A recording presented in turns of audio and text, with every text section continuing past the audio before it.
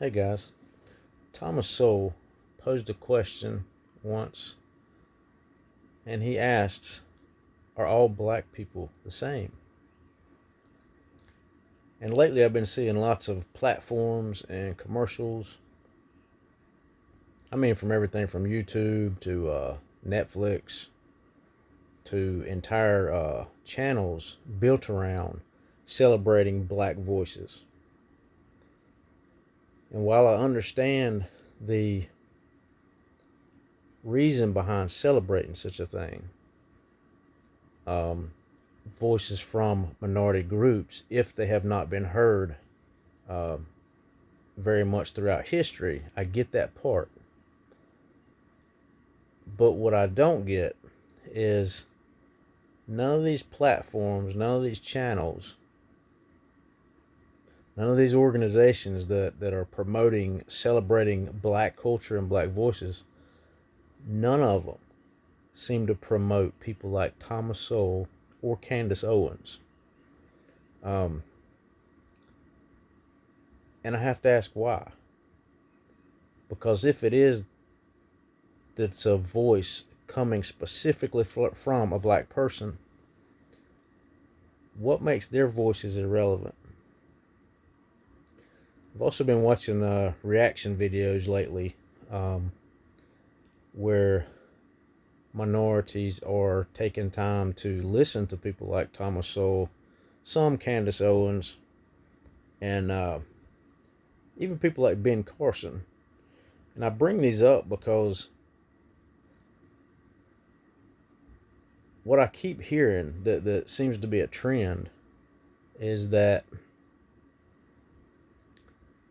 many minorities think that this group of people is undermining uh, difficulties that, say, the black population has endured. And that's also a big part of what's happening in, say, school systems where you have censorship, even on social media platforms, censorship when people bring up statistics um, to describe what's happening within certain cultures or races. That part seems to just be pushed to the side as, okay, you're not being sympathetic or empathetic toward hardship.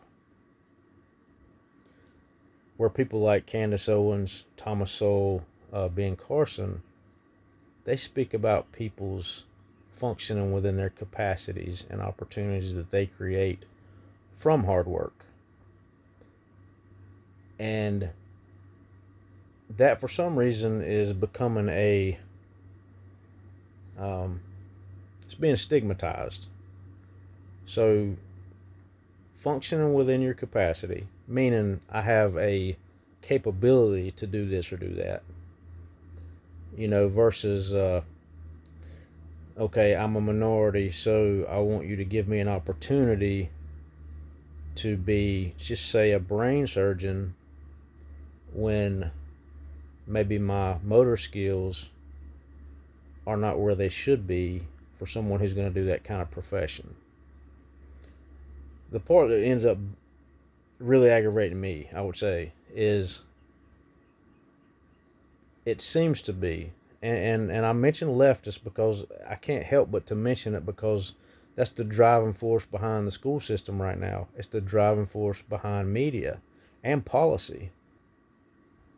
And more than anything, it seems like it seeks to say, um, because a group has been oppressed in the past, that now opportunity should be given to everyone within that race, regardless of their capacity and regardless of need. So I think that helps zero in a little more on what I'm talking about. Capacity and need. Um, and beyond that, you can't put an ideology to a skin color. So some of this is rambling. My videos are not going to be edited. I'm going to speak from what I've been observing, even things I've studied in school, to try to come to terms with and maybe find some solutions to some of the things that seem to be problematic for one group or another within our society. It's just that you can't hardly have these kind of discussions, both from social media censoring, college professors who will, people are afraid of having bad grades, so they won't speak. They don't want their peers to think bad of them. So if I was to be in school, I mean, here's an example. If I was to be in school right now and say something about, or coming across as complaining about there being such a thing as black voices being celebrated, I would be booed out of the classroom, pretty much by everyone. And pretty much everyone in that class also would have never heard of people like Thomas Sowell. And that's the frustrating part right there.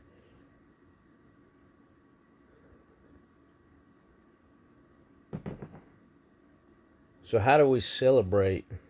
I'm asking a question. How do we celebrate races and cultures without giving special treatment where it's not necessarily needed? And if you are going to give special treatment to an entire race, why are you not including conservative or moderate voices within that race? I was one time asked by a teacher, and this was in a master's level class, why I thought that some feminist groups didn't want to let others see their public disagreements. They didn't want others to see that publicly. Some of the disagreements that were starting to occur within feminist groups. And they were saying that it's a bad thing to not have unity. And I'm bouncing back and forth between that and race things, because I think they go hand in hand. And my answer to that teacher was, I think that they strive really hard to have unity, because the minute you start losing that unity, you lose numbers, you lose momentum. You can't continue to say this is affecting that entire group because this entire group thinks and feels the same way. It don't minimize the issues that some are having within each group. So to be clear, I'm not minimizing difficulties. Don't want to minimize difficulties. But when you broaden that and speak as if one particular thing applies to everyone within that sex group or race group,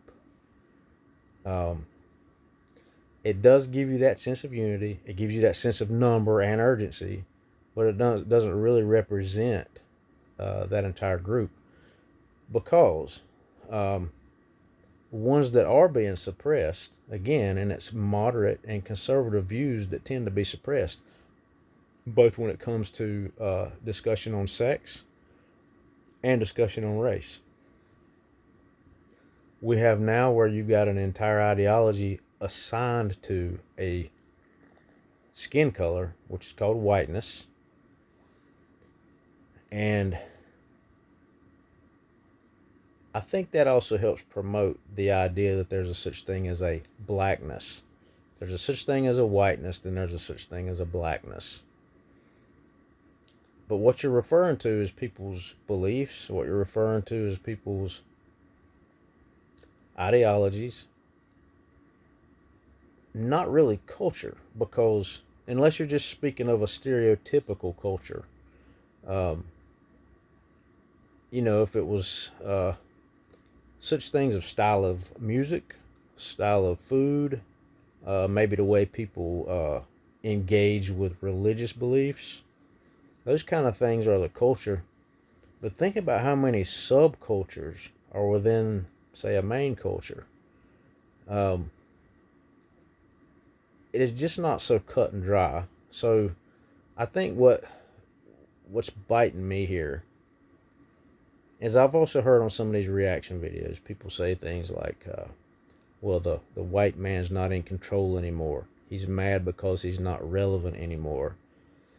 white men started this country in an unjust way. And I'm arguing that, uh, apart from the history not really being understood, the global history behind people's behaviors at that time period, apart from that, what many white people that I know are aggravated about is their voice is not being given relevance in their communities. And then you'll have some will argue, well, white people have been in control of things for so and so hundreds of years. There's that phrase again, white people. Well, what kind of white people? Are you referring to conservatives, moderates, liberals? What kind of white people are you referring to? Because not all white people are the same. I have never bought into that notion that there's a such thing as whiteness. And I've used this argument a million times. You put me in a room with 20 white people, I guarantee you I will be in disagreement with 18 of those white people about, you know, 90% of the topics. I studied philosophy in school. One thing I look for is holes in people's arguments, not because I want to prove them wrong, but I'm looking for logical consistency. So I spend time doing that. This is one of the reasons I like Thomas Sowell, not because he's black. It's not because, he says things that align with some of my views. This is not why I like Thomas Sowell. What I like about him, as well as Candace Owens and Ben Carson, is that their logic is consistent. So I happen to value logic. I'm one of those people. You don't have to be a person who values logic. I'm not claiming that you have to be.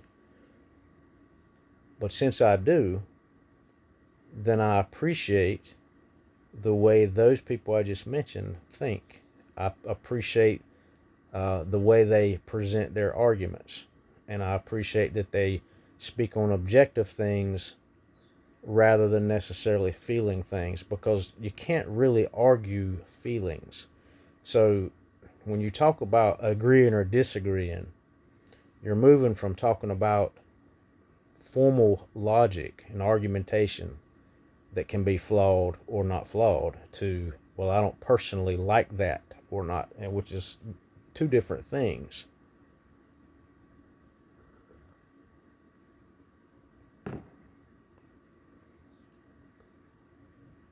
So back to why so many white people would be angry today. It seems like there's preference being given based on something as shallow as skin color. And then people argue, well, the opportunity needs to be there. I happen to agree with people like Jordan Peterson when it comes to things like individual worth. I used to get very annoyed in school when entire groups would be either promoted. Like I said, within those groups, you have subgroups. Not everybody has the same need. Not everybody has the same life experience. Not everybody's looking around the room going, well, I wish I seen other people who look more like me. If you use an ounce of logic, you can say to yourself in any room, I'm likely not going to agree with everybody in this room. Don't matter what they look like. Or maybe I'll agree with some people in this room regardless of what they look like. Looking like me doesn't really matter, especially in today's climate. It doesn't matter.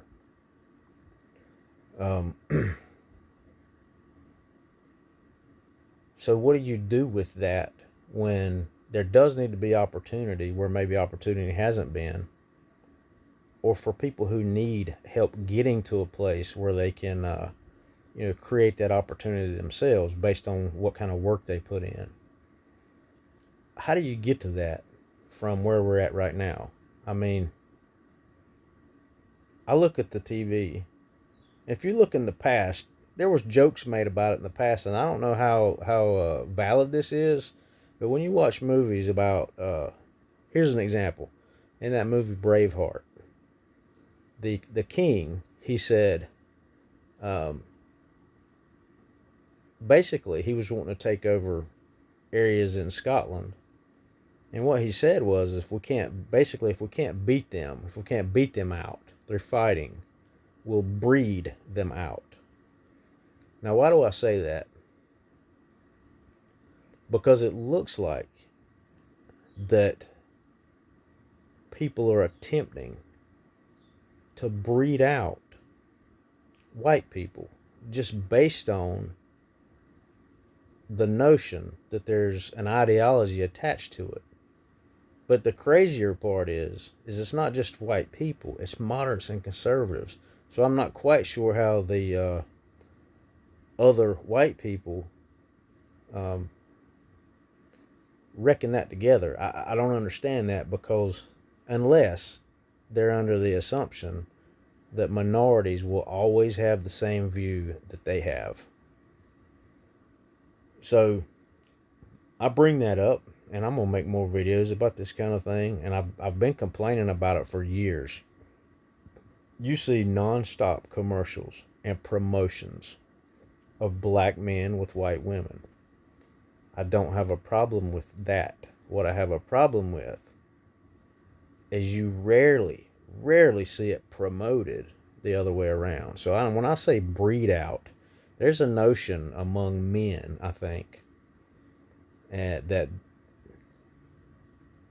the man being the one representing what race is coming from the children, in a sense, you could say. This is a touchy subject. I'm going to be careful with it, but I'm not going to edit any of my stuff, like I said before.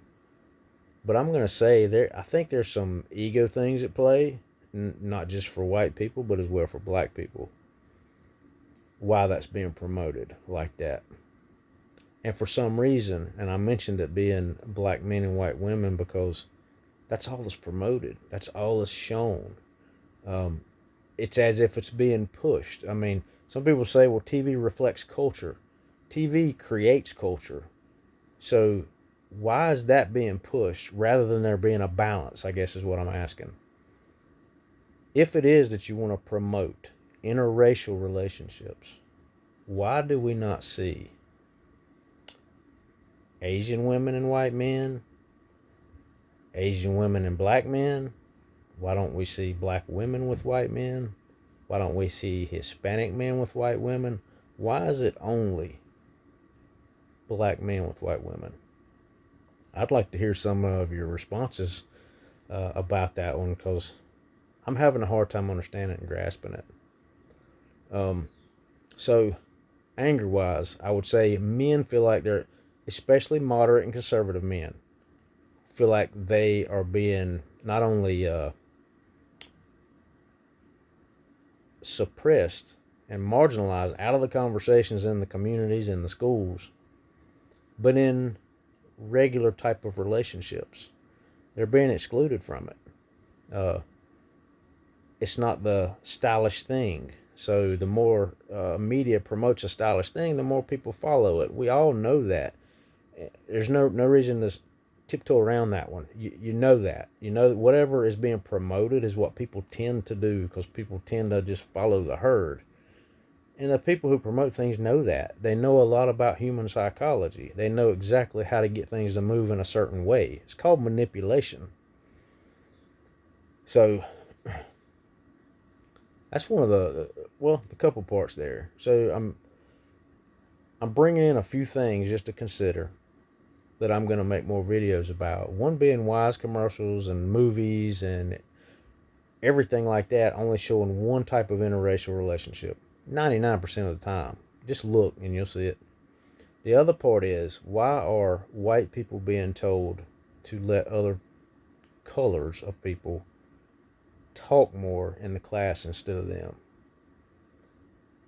As if that white person can't possibly say something relevant to today's culture. That opportunities just for people who's poor in general. Why should a black student get a black scholarship when they're not really in need financially? I'm speaking about this from a personal experience perspective, where the amount of money I owe from going to school is more than I'll ever be able to pay. I didn't qualify for certain things, and it certainly wasn't because of income or money. It more than anything had to do with there's not as many opportunities for me to get money or for school. So that's an issue. And part of it boils back down to what I started this conversation about. Uh, Thomas Sowell asking the question, are all black people the same? I'm asking the other question, are all white people the same? And because my belief is, based on my experience in school, what I'm watching on media, it's portrayed like so many are the same within a group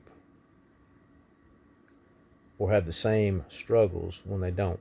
It's also portrayed that so many have the same viewpoints when they don't really have the same viewpoints. So I'm not sure how we get around this. And maybe even there's some things I need to look at differently, and I'm open to that.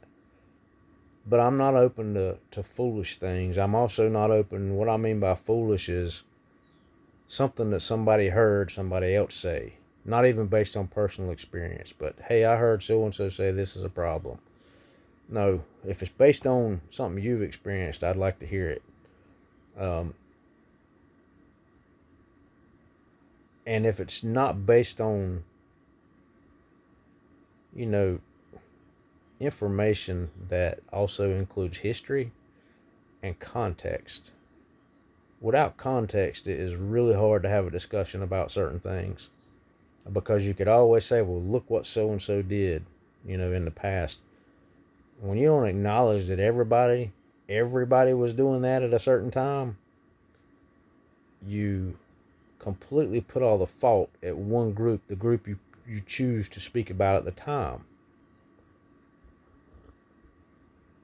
This video turned into something else. I wasn't quite sure where it was going to go. It's my first one that I'm attempting to start having some dialogue, to have some understanding, to share information, to gain information, to learn, to grow. That's what I want to do. I've made a few videos about racial topics and issues in the past, and some things we all know get drugged down lower on the search bar when you try to find it on media. If whoever monitors or whoever writes up the things that monitor that, don't like certain things, it won't be shown, and people won't be able to discuss it. For some odd reason, there is a mass of people who want everything to look a certain way, everybody to do it a certain way. So I hope that there's some conversation started from this, and name calling don't help. That doesn't help me understand anything. If there's something I'm missing, I'd be glad to consider it. And I've had way too many instances where people get, emotionally charged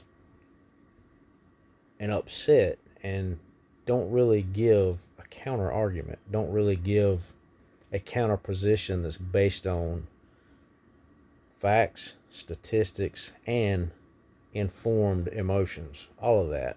I don't get those very often. Most often it's just a regurgitated answer or accusation. So I'm gonna end this video about here, and I'll be uploading another one soon and get into a more specific topic, not be so broad, but I'll start narrowing it down through time, especially through comments and discussion. That'll help me see where to narrow. Look forward to talking to you guys, and thanks for taking your time to watch.